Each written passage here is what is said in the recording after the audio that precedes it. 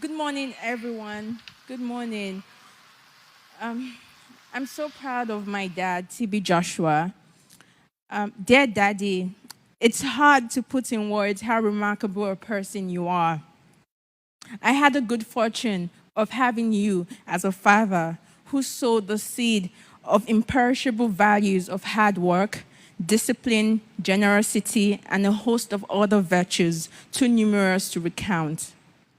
I remember the countless times you called me in boarding school, asking me about my favorite subjects, how my exams went, and for some reasons, asking me to predict what I think I got in every test. I truly appreciated that you took your time out of your busy schedule to call me. It was not just a responsibility for you, but you truly, truly cared about my education, and you really loved listening to me talk about school. I would not be what I am today if not for your encouragement, your support, and your formidable dedication. You emptied yourself for your family and served humanity. Practically everything I know about the love of God, I learned from you. From a tender age, I was excited and eager to hold the microphone for my dad every Sunday service. And after every Sunday service, he kept on asking me, "How is the service today?" And he told me that the work of God is so beautiful to do. This became really part of my growing up experiences with him. I also remembered when he took me to his altar and he told me, both of us, to kneel down on the floor, and we prayed for 45 minutes on the floor. My legs were hurting. He later told me that the flesh is weak, but the flesh is weak, but the spirit is willing. Indeed, you lived a prayerful life. A prayerful life is one of sacrifice, and you truly lived that life to the last moments on earth.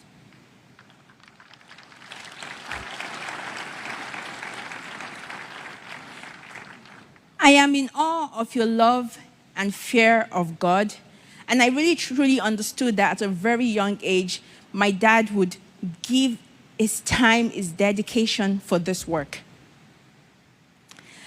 I would truly miss your conversations with me on a daily basis about life and moral. Daddy, as it was typical with you, your conversation always retained a sense of humor and mystery. If anyone lived a fulfilling and yet deliberately enigmatic life, it was you. I will truly I will truly miss your wisdom, your knowledge, your mystery, and your humor. You have lived a life of unwavering commitment to passion and service. I have no reservation to say that my dad had the biggest heart that I know of, and he was a true humanitarian to this generation.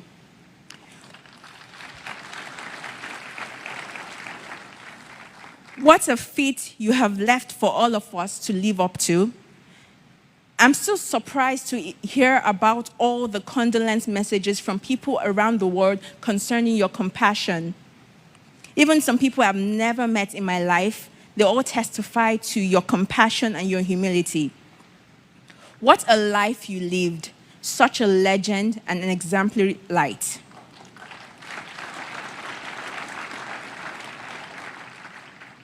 I believe that by God's grace and your peculiar sense of time, that while we were not ready, you were fully prepared for the call home.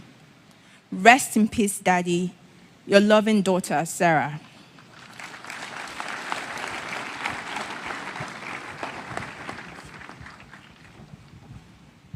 Good morning, everyone. My name is Promise Joshua, and here is my tribute to my dad.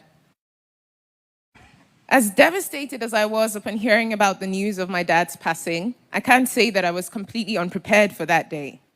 Growing up as a biological daughter to a man like Prophet Tbj Joshua, my dad raised me to understand that he was on a mission in this world. For him, life on earth was spiritual warfare, not a place to get too comfortable like it was home.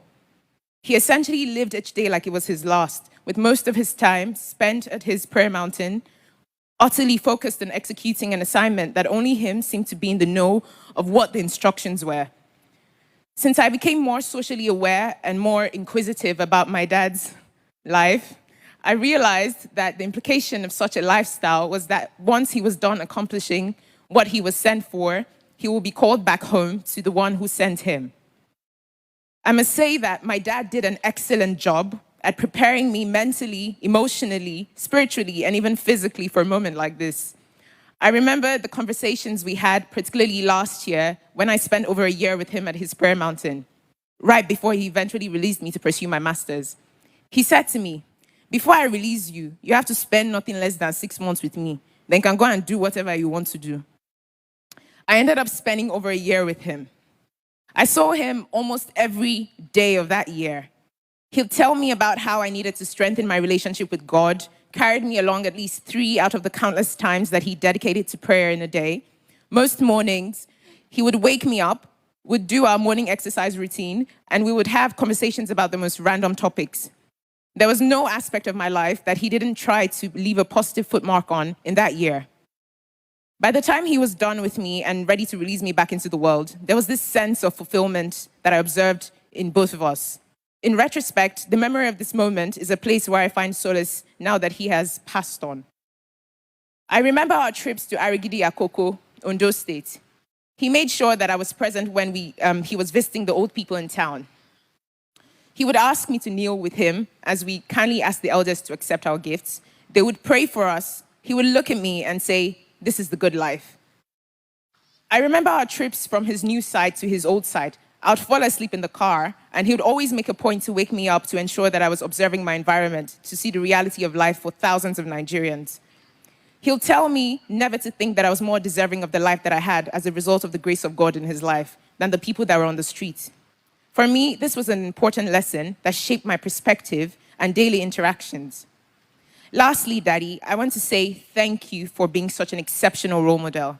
Your life is a living testimony of how God can raise a young boy from an underprivileged background with so much passion and zeal for God's work and use him in extraordinary ways. It is also a testimony of the extent to which one person's life can make such a massive positive impact in the world, with the thousands of lives that bear witness to the positive mark that you've made in their lives and in this world. I'm so proud to be your daughter, Daddy. Till we meet again in heaven, Dad. From Pom Pom, as he usually calls me, your twin.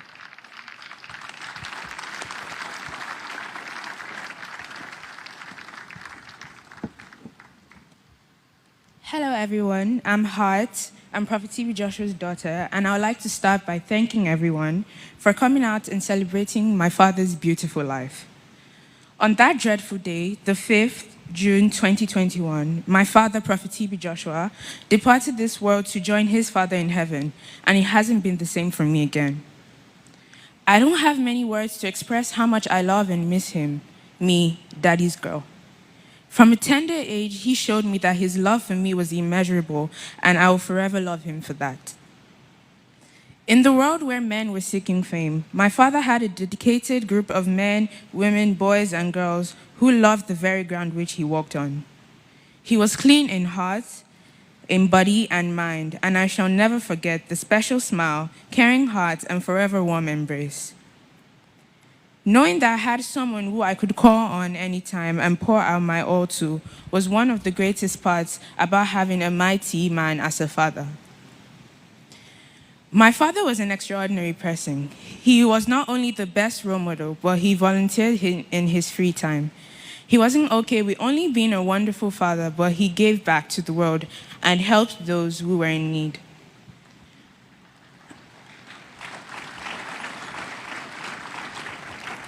As we may all know, my father's notable feature was his charisma. He could lift any room he walked in with just his presence and a smile.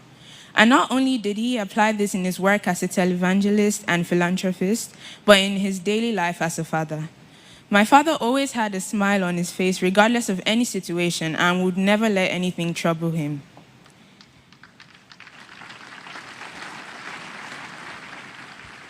He was a jovial man, full of fun and laughter. He played uncountable jokes with me and my sisters, and sadly is leaving a hole in our hearts, which no one can fill. One of my favorite memories with my dad was the time where he got me my first bike. I was elated and bouncing with joy. I had been pressuring him countless times for a bike, but he pushed me aside, so I guessed he didn't want to get it from me. I tried my best to make him aware of the fact that I was angry by making odd faces in front of him.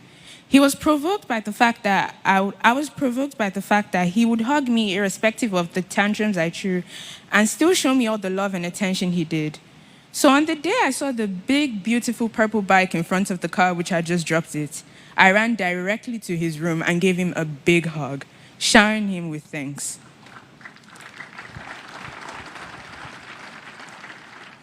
I cherish every moment I had with my father, and I know he's smiling down at us right now. I am saddened that death took him away from us, but God said, in all things, we should give him thanks.